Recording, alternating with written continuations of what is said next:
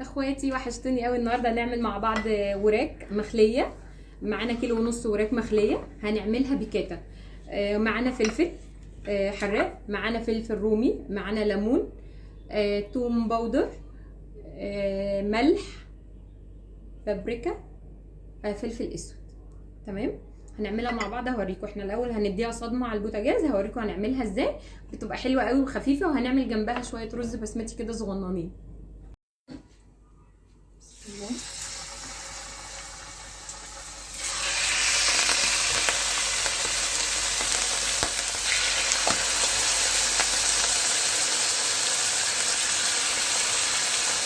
طبعا هي معروفه ان هي بتتعمل بالايه، بالصدور. احنا عملناها بالوراك عشان في ناس ما بتحبش الصدور اصلا.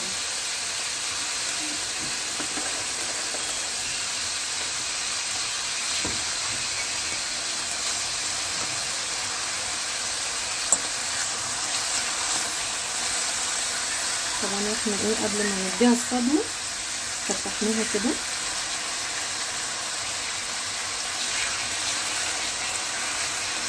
نرجع كده بعد ما شوحناهم هننزل عليهم بالفلفل كده. الاكله دي سهله وطعمها حلو قوي وجميله. الفلفل الاحمر ده بيدي طعم حلو قوي.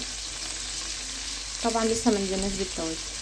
طبعا احنا بنعمل كده بعد ما اتشوحت ونفس الايه، نعملها كده. هنحمر هنا معلقه دقيق، هوريكم دلوقتي. بنقلب كده معلقه الدقيق لحد ما تاخد معانا اللون، لون مستكاوي.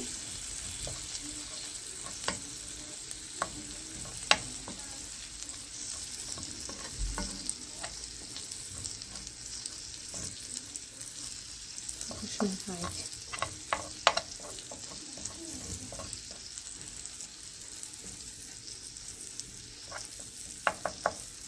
بتبتدي تفك مع نفسها اهي. نهدي النار عليها.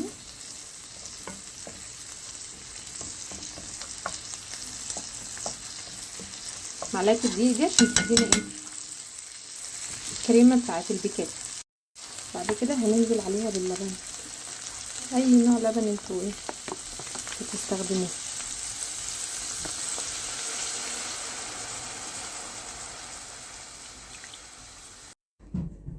عملنا حبه رز بسمتي كده، وهننزل بالبيكاتا كده.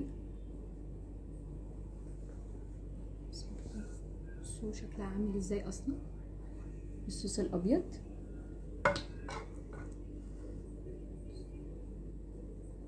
جربوها هتعجبكم قوي، حاجه خفيفه وطعمها حلو.